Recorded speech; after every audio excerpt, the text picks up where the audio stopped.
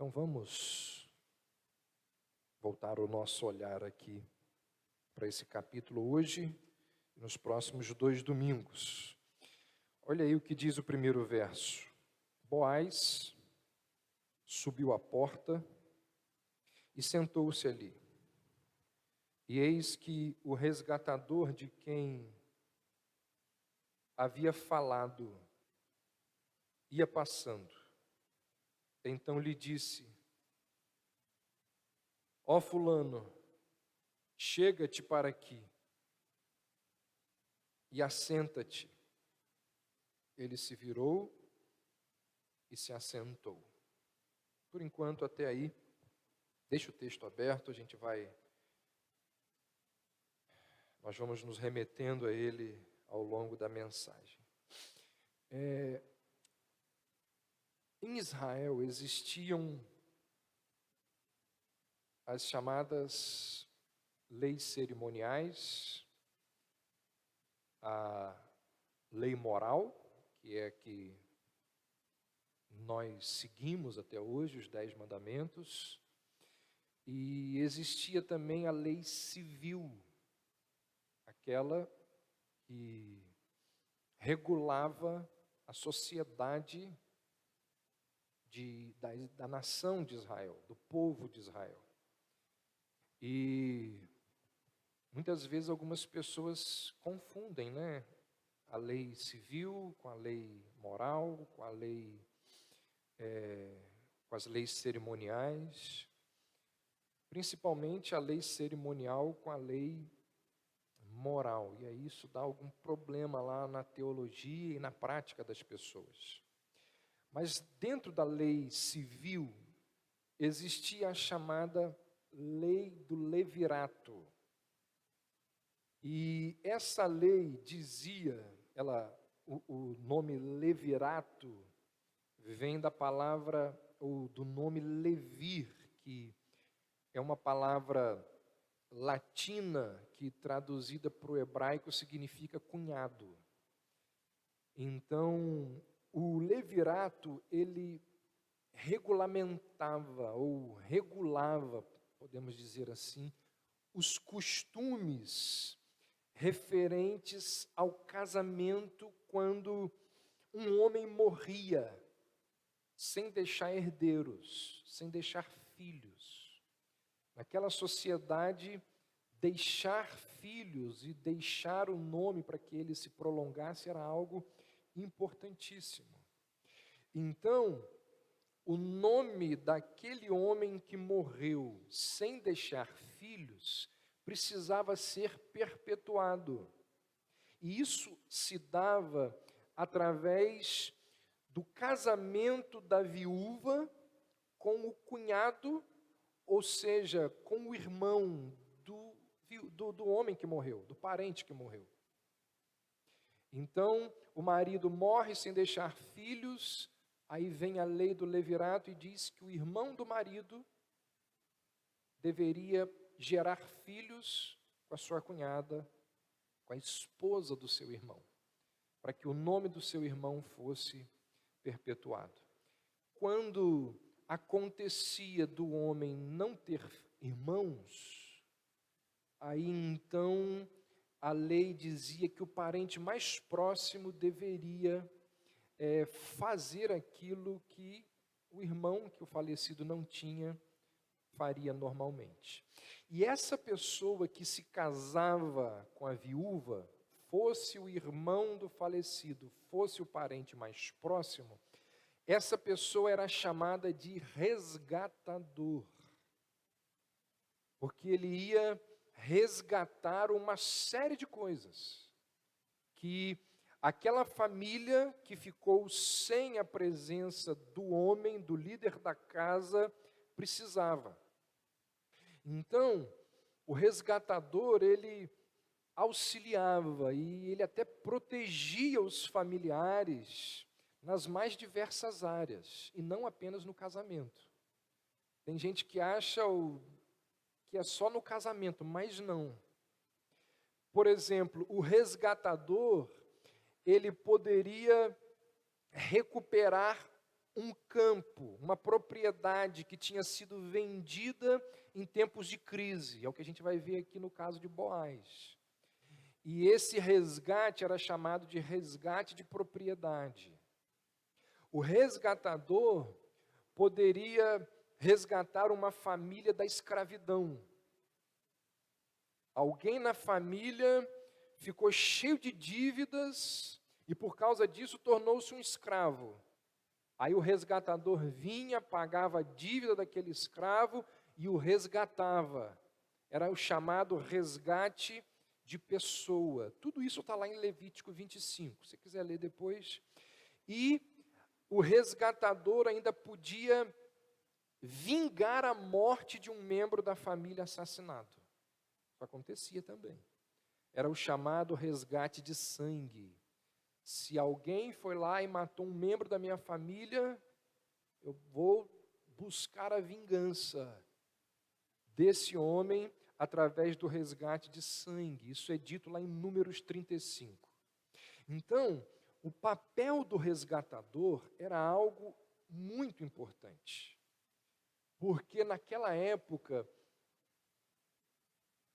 as pessoas elas não tinham a quem recorrer. Não tinha cadeia. Procura cadeia no Antigo Testamento. O que se tem são cidades de refúgio, algo muito próximo. Polícia. Não tem polícia. Tem exércitos que são formados para as batalhas. Quando as batalhas terminam, não tem mais exército. Então as pessoas, elas precisavam dos familiares. E eram os familiares que cuidavam e protegiam uns aos outros. De forma que existia ali, na nação de Israel, um sentimento de solidariedade familiar muito mais forte do que a gente vê hoje. O povo de Deus, no caso ali, né, os israelitas, eles tinham esse sentimento para com os membros da família muito forte. Cuidar da família era algo sagrado. Tinha precedência sobre quaisquer outras coisas. Então, segundo a lei, existia essa função para membros da família resgatarem o nome, a dignidade daquela parte da família que agora está necessitada porque o homem da casa morreu. E segundo a lei, nem todos poderiam cumprir os deveres de um parente resgatador. Então, mesmo que tenham pessoas na casa ou no clã, ali na família, que possam resgatar, eles precisariam cumprir teriam que passar por alguns critérios. E essas características que deveriam ser preenchidas pelo resgatador, elas estão muito claras na lei de Israel. E aí eu coloquei no esboço quais são, você pode olhar aí, quais são essas características que deveriam ser preenchidas pelo resgatador. Primeiro, já mencionei, precisava ser um parente próximo. Levítico 25, 25 diz assim: se teu irmão empobrecer e vender uma parte da sua possessão, virá o seu parente mais chegado e remirá o que o seu irmão vendeu. Então, a primeira qualificação do resgatador, como mencionei, era ser um parente próximo. E quando nós olhamos aqui para a história de Ruth, esse era o principal obstáculo que Boaz tinha que superar para resgatar Ruth. Porque antes de Boaz existia um outro homem em Belém que era mais próximo de Noemi do que ele. Se você olhar aí no verso 12 do capítulo 3, quando Ruth vai até a eira e ali começa a conversar com Boaz Boaz diz no verso 12, olha aí, ora, é muito verdade que eu sou o resgatador, mas ainda outro resgatador há, mais chegado do que eu. Então, esse é o principal problema que Boaz tem para resgatar a situação de Ruth. Lembrem-se que Noemi perdeu Elimeleque, Ruth perdeu o seu marido, e elas estão necessitadas, carentes.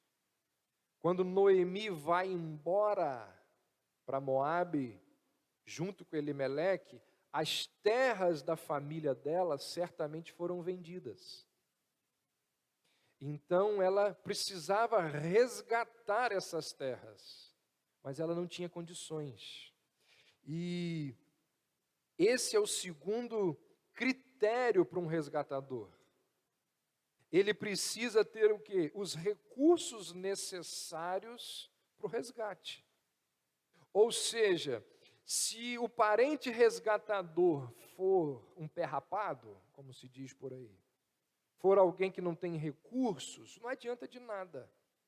Ele pode ser o parente mais próximo, mas se ele não tiver dinheiro, grana para resgatar a família, a propriedade da família, não adianta de nada.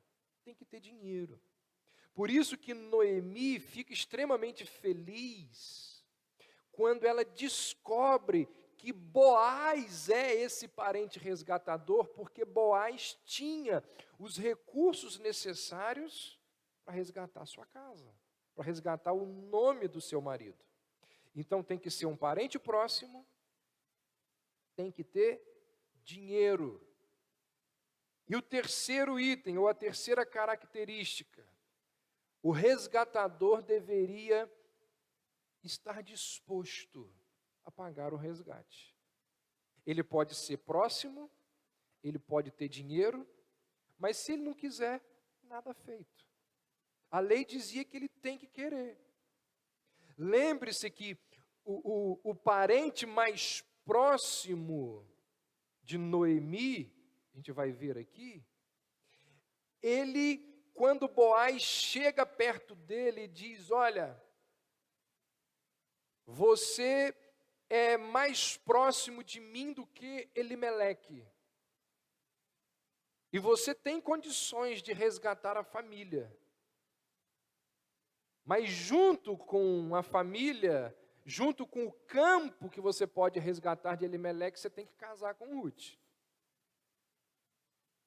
Como nós vamos ver daqui a pouco, quando ele vira para o parente, quando Boaz vira para o parente mais próximo e diz assim, você quer comprar o campo de Noemi, que era de Noemi, como resgatador? Ele diz, quero, claro que eu quero. Mas ao comprar o campo, você tem que casar com Ruth. Aí ele diz, então não quero não. Ou seja, o parente mais próximo, ele não se mostrou disposto a resgatar Ruth. Ele tinha o dinheiro, ele era próximo, mas ele não tinha motivação. Então, para ser um resgatador, nós precisamos de 3 coisas. Seu parente mais próximo, ter dinheiro e querer, desejar fazer o resgate. E o livro de Ruth, ele nos fornece o único exemplo bíblico detalhado de um parente resgatador. Nós temos a lei, mas um exemplo claro nas Escrituras nós só encontramos aqui no livro de Ruth. Vamos ler aí do verso 2 ao verso 12. Então Boaz tomou 10 homens dos anciãos da cidade e disse, assentai-vos aqui. E eles se assentaram. Disse ao resgatador, aquela parte da terra que foi de Elimeleque, nosso irmão, Noemi que retornou da terra dos Moabitas, a tem para venda. Resolvi, pois, informar-te disso e dizer-te: compra na presença destes que estão sentados aqui e na presença do meu povo. Se queres resgatá-la, resgata. Se não, declara-me para que eu o saiba, pois outro não há senão tu que a resgate, e eu depois de ti. Respondeu ele: eu resgatarei. Então ele está dizendo: eu quero. Aí olha o que diz, o verso 5. Disse, porém, Boaz: no dia em que tomares a terra da mão de Noemi, também tomarás da mão de Rute, a moabita, já viúva, para suscitar o nome do esposo falecido sobre a herança dele. Então disse o resgatador: para mim não a poderei resgatar, para que não prejudique a minha. Redime tu o que me cumpria resgatar, porque eu não o farei. Este era outrora o costume em Israel, quanto a resgates e permutas. O que queria confirmar qualquer negócio, tirava o calçado e o dava ao seu parceiro. Assim se confirmava negócio em Israel. Depois, disse, pois, o resgatador a Boaz: compra tu. E tirou o calçado. Então Boaz disse aos anciãos e a todo o povo: sois hoje testemunhas de que comprei da mão de Noemi tudo que pertencia a Elimeleque, Quilion e Malom. E também toma por mulher Rute, a moabita, que foi esposa de Malom, para suscitar o nome deste sobre a sua herança, para que este nome não seja exterminado dentre seus irmãos e da porta da sua cidade. Disto sois hoje testemunhas. Todo o povo que estava na porta e os anciãos disseram: somos testemunhas. O Senhor faça a esta mulher que entra na tua casa como a Raquel e como a Lia, que ambas edificaram a casa de Israel. E tu, Boaz, ate valorosamente em Efrata e faze-te nome alfamado em Belém. Seja tua casa como a casa de Pérez, que Tamar teve de Judá pela prole que o Senhor te der desta jovem. Uma história muito interessante, com muitas lições. Nós vamos ver algumas delas, mas de hoje direcionadas ao parente resgatador. Nas próximas 2 semanas nós vamos tirar outras lições aqui para a gente. Quando Boaz realiza a compra redentora, Boaz se torna uma figura ilustrativa de Jesus Cristo. Quem estuda um pouco do Antigo Testamento sabe que o Antigo Testamento está repleto de tipos de Cristo. Personagens que, com a sua vida, jogam e lançam luz para Jesus Cristo. E são detalhes, interessantíssimos que estão por trás dos tipos de Jesus.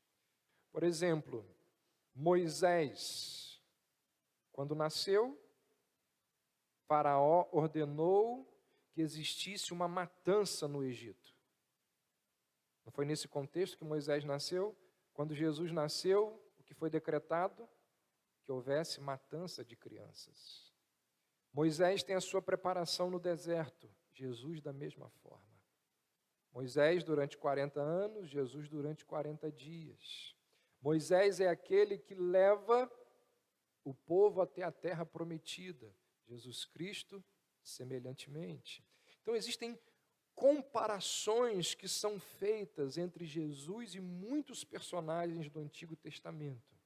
Tem muitas outras sobre Moisés, estou só lembrando algumas aqui. E tudo isso nos fala dos tipos de personagens que ilustram Jesus. O próprio Cristo falou que ele está presente em todo o Antigo Testamento. E Boaz é um desses personagens, Boaz é um desses tipos de Cristo. Existem várias comparações que podem ser feitas entre Boaz e Jesus como resgatadores.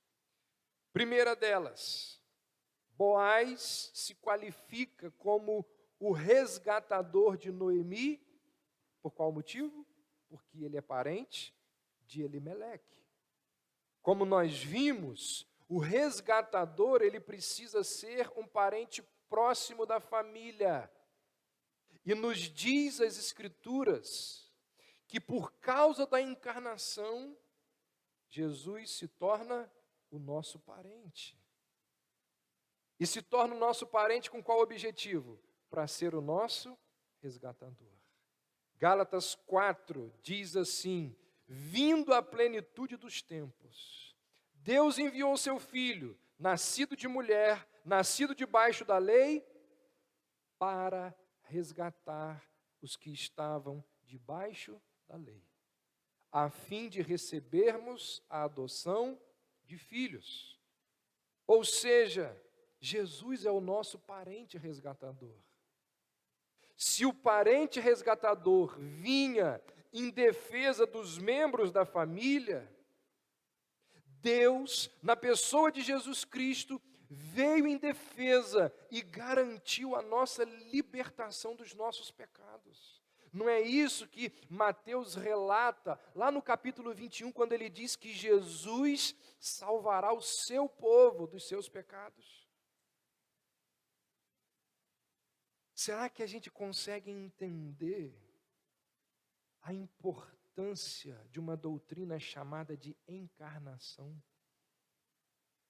É através da encarnação que Cristo se transforma ou se torna no nosso parente resgatador. Será que você entende como que é importante agradecermos e celebrarmos a Deus pelo nascimento de Cristo? Pela vinda dele a este mundo? Segundo, assim como Jesus, Boaz assume uma dívida que não era sua. Como disse, Boaz não era obrigado a tomar sobre si a responsabilidade pela situação deplorável de Ruth. Aquele não era um problema dele. Só se tornaria um problema dele se ele desejasse assumir o problema. E Boaz sabia perfeitamente que assumir Ruth e Noemi, isso lhe envolveria um preço, custos. Lembre-se que aquele que está ali na frente de Boaz, como nós acabamos de ler, aquele que é mais próximo que Boaz e que poderia resgatar a Ruth, ele calcula o custo e ele diz: não quero. Olha o que ele diz no verso 6. Para mim não a poderei resgatar, para que não prejudique a minha. Redime tu o que me cumpria resgatar, porque eu não quero fazê-lo. Ele está dizendo: eu vou tomar prejuízo. Se eu tiver um herdeiro com o Ruth, ele vai pegar as terras que são dos meus filhos. Eu vou ter que dividir as minhas terras, as terras dos meus filhos com ele. Eu não quero. Então envolve um custo. Boaz sabia disso. Só que para Boaz, demonstrar bondade era muito mais importante que sacrifícios pessoais. Semelhantemente, diz-nos a Bíblia que Jesus não foi o responsável pela desgraça do pecado que assola a raça humana, que nos destrói, que nos corrompe, que nos faz infelizes. Mesmo assim, diz a Bíblia que Cristo aceitou a responsabilidade. Pedro vai dizer que ele levou sobre si os nossos pecados, em seu corpo sobre o madeiro, para que, mortos para os pecados, pudéssemos viver para a justiça, e pelas suas feridas fôssemos sarados. Então, o resgate dos eleitos envolveu um grande custo para Deus. A salvação é de graça para nós, mas para Deus não é de graça. Para Deus custou a vida do seu filho. Deus não pagou na verdade, Deus não pagou esse preço para ninguém, Ele pagou para si mesmo. Ele satisfez a própria justiça dele que exigia um preço. A justiça divina, ela é satisfeita pelo sangue do Filho. Por isso que a Bíblia nos diz que Ele é o justo e é aquele que justifica. Essa é a verdade expressa num dos hinos que tem sido entoados pela cristandade ao longo dos tempos. Aquele famoso hino do cantor cristão, quando o autor diz: em ti concilia-se a santa justiça, que não pode a culpa deixar sem castigo, com a compaixão que por graça recebe e exime de culpas o réu pecador. O justo e o justificador.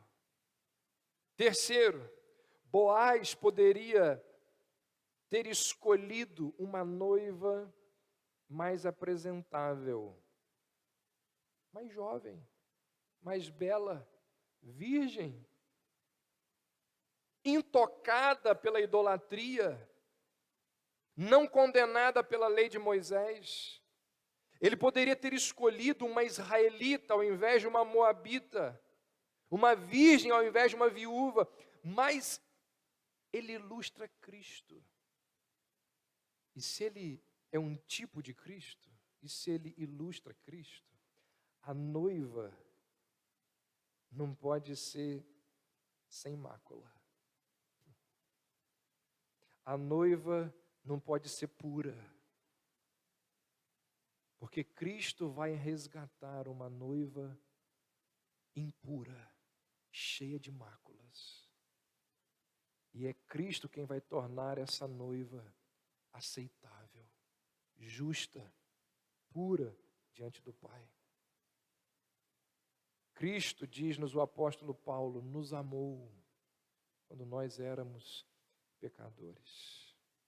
Isso lembra essa graça maravilhosa que nós temos cantado aqui, né, ao longo dos hinos, hoje pela manhã, que transforma e redime pecadores como eu e você. Quarto, Boaz tinha que ser rico o suficiente para comprar a propriedade de Elimeleque. É próximo, mas não tem dinheiro. Não adianta. E Boaz tinha dinheiro. Da mesma forma, nos dizem as Escrituras, lá em Efésios 1, a redenção, nós temos a redenção pelo sangue de Cristo.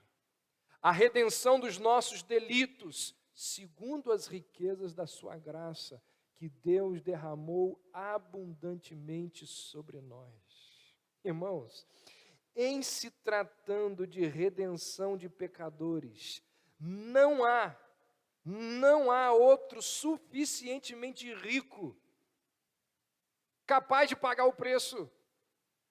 Maria não pode pagar esse preço. Os santos não podem pagar esse preço. Nenhum homem é capaz de pagar esse preço. O resgate da noiva, o resgate dos pecadores só poderia ser feito pelo precioso sangue de Cristo, é o que nos diz a Bíblia. 1 Pedro 1 diz: não foi com coisas corruptíveis como prata ou ouro que fostes resgatados da vossa vã maneira de viver, que por tradição recebestes dos vossos pais, mas pelo precioso sangue de Cristo, como de um cordeiro sem defeito e sem mancha, o sangue de Jesus Cristo. Boaz redimiu sua noiva com seu próprio dinheiro, e Cristo redimiu sua noiva com seu próprio sangue. Quinto e último lugar, em Jesus nós vemos quão longe Deus vai para recuperar e redimir o seu povo. Ao contrário de Boaz, Jesus, ele oferece a sua carne, oferece o seu sangue como alimento e bebida espirituais para pecadores famintos. E o que nós vamos celebrar aqui hoje? Os cristãos lembram no pão e no cálice da ceia do Senhor o alto sacrifício do justo pelos pecadores, do justo por um povo injusto.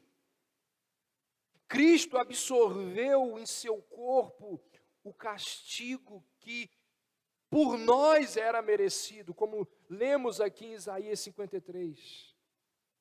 E ao absorver em seu corpo o castigo que era nosso, ele vai nos reconciliar com Deus. Ele vai nos tornar justos diante de Deus, justos diante daquele a quem os nossos pecados ofenderam. Se a bondade de Deus, mostrada por meio de Boaz, produziu, como nós vimos, fé em Noemi, nós vimos isso. Noemi sai de um estado de amargura e volta a ter alegria, esperança e fé por causa daquilo que Boaz faz por ela. Então, se a bondade de Deus, mostrada a Noemi pela instrumentalidade de Boaz, aconteceu, o imenso número de bênçãos, de graças que nos sobrevêm através da cruz, através do Cristo ressuscitado, nos dá evidências inequívocas, motivos suficientes para louvarmos a Deus, para agradecermos a Deus. Sabe, gente, às vezes nós não conseguimos orar, ler as Escrituras, cantar, estar na igreja, por causa de desemprego,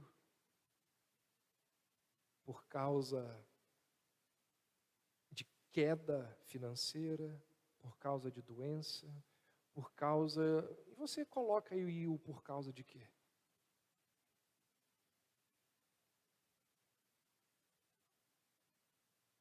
A Bíblia nos diz que essas coisas realmente mexem conosco. Não há como negar. Mas nós devemos, de forma madura, saudável, entender que o maior motivo que deve nos levar a louvar a Deus é o resgate que foi pago por nós. O resgate que o nosso Salvador pagou por nós. É aquela atitude que teve Jó, quando perdeu tudo, familiares, riquezas, saúde. Jó com um pedaço de telha, diz a Bíblia que está com um pedaço de telha coçando as suas chagas.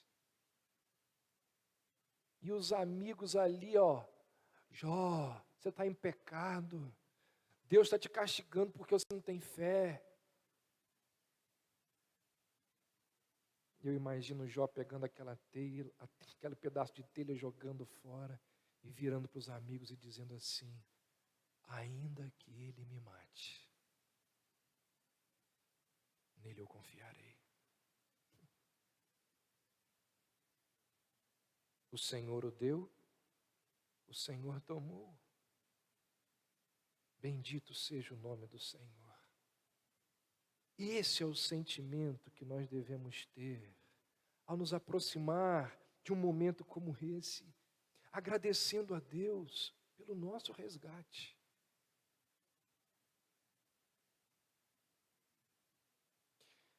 Não sei se você sabe disso, mas nas festas anuais dos judeus, e eram festas grandiosas, os judeus tinham lá 7 celebrações anuais. E nas festas anuais dos judeus, algumas partes, alguns livros do Antigo Testamento eram lidos. Por exemplo, na festa do Purim, porque começou ali, era lido o livro de Esther. Na festa dos tabernáculos, era lido o livro de Eclesiastes. E o livro de Ruth, ele era lido na festa das semanas, que também é conhecida como Pentecostes. E olha que coisa interessantíssima isso. E não é coincidência. A história de amor de um parente resgatador conquistando a sua noiva, ela é lida na festa de Pentecostes. Ou seja, séculos depois desse acontecimento aqui de Ruth, no dia de Pentecostes, o resgatador daria início à redenção da sua noiva. Não foi isso que aconteceu em Pentecostes? Quando a igreja começa a existir, o resgatador dá início à redenção da sua noiva, à criação da sua noiva ali. E é lido essa história de amor de um parente que resgata uma mulher infeliz, pobre, miserável. Quando Boaz redime essa moabita, alguém condenada pela lei de Deus, ele o faz, não porque Ruth tenha cumprido as exigências da lei. Boaz faz isso por graça, por amor para com ela. E essa história é nitidamente uma ilustração do que Cristo faz pela igreja.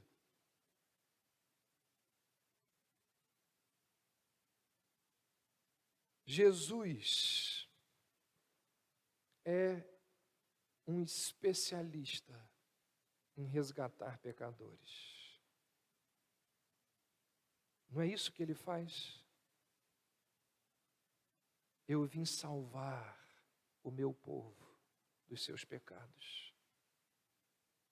Eu sou testemunha de que Jesus é especialista em resgatar pecadores. Cristo, diz-nos a Bíblia, Ele é o nosso grande resgatador.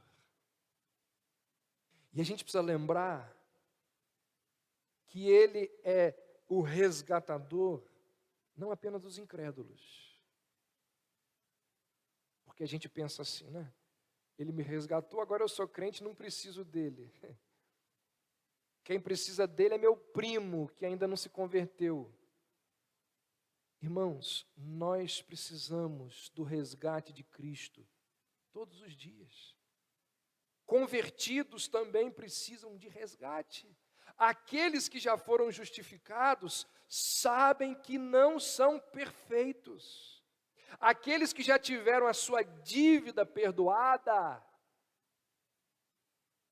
eles entendem e eles fazem coro com o apóstolo Paulo, quando Paulo diz assim: não que eu já tenha alcançado, não que eu já seja perfeito, mas eu vou prosseguindo, para ver se poderei alcançar aquilo para o que também fui alcançado por Cristo Jesus.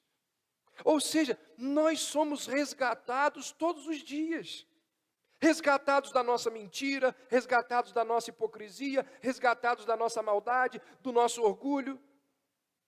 Todos os dias nós precisamos ser resgatados por Cristo. Conquanto já tenhamos sido predestinados e no tempo encontrado com Cristo, conquanto a justificação tenha sido um ato, a santificação, ela é um processo em que nós precisamos ir sendo resgatados por Jesus todos os dias. Nós acordamos todos os dias com pecados a serem confessados. E quando nós vamos dormir, a gente tem pecado a ser confessado. Nós sentimos a necessidade contínua que temos de Cristo. Por isso que a gente precisa orar e ter o nosso momento de reflexão, dizer: Senhor, o meu homem velho está aqui, crescendo. Eu estou ficando zangado com a minha esposa, brigando demais com ela, com os meus filhos, no emprego, o negócio. Se o Senhor não vier me ajudar, eu vou ser salvo no último dia, mas até lá eu vou infernizar a vida dos outros, porque eu preciso do Senhor. Isso é resgate diário, constante. Percebemos que não existe nada em nós que seja digno de oferecer a Jesus. Ou seja, nós precisamos de Jesus, não apenas como nosso exemplo, não apenas como nosso ajudador, nós precisamos de Jesus como nosso resgatador. Conquanto já tenhamos sido salvos, precisamos ser salvos todos os dias. Todos os dias. Quem aqui não tem esquizofrenia espiritual? Quem não tem? Quem aqui não tem um coração duro e perverso e precisa de resgate do Senhor todos os dias? E esse é um momento quando, ao participarmos de algo que foi instituído pelo nosso resgatador, este é um momento de lembrarmos não só daquilo que foi feito na cruz, mas esse é um momento de lembrarmos daquilo que a cruz pode fazer ainda hoje. De lembrarmos e de olharmos para o nosso interior e olharmos e visualizarmos a nossa indiferença, a nossa avareza e pedirmos perdão ao Senhor e dizer: Deus, vem mais uma vez resgatar a minha vida, o meu lar. Vem novamente resgatar a minha sanidade. Jesus não tinha a menor obrigação de fazer o que fez. Jesus assumiu uma dívida impagável da nossa parte, que era nossa. Ele a pegou, e o que ele disse quando ele estava na cruz? Qual foi a última fala de Cristo na cruz? Tetelestai, pago completamente. a dívida está paga. Ele nos tira do nosso estado de miséria e nos concede bênçãos indescritíveis. Ele nos compra, assim como Boaz comprou Ruth, ele nos compra da nossa morte humilhante, da nossa vida de miséria, e nos concede vida eterna. Por isso que ao participarmos deste momento, estejamos dando louvor, honra, glória àquele que é o resgatador das nossas vidas. Pense nisso, coloque-se diante de Deus nesta hora e participe então da ceia do Senhor, lembrando dessas verdades. Amém.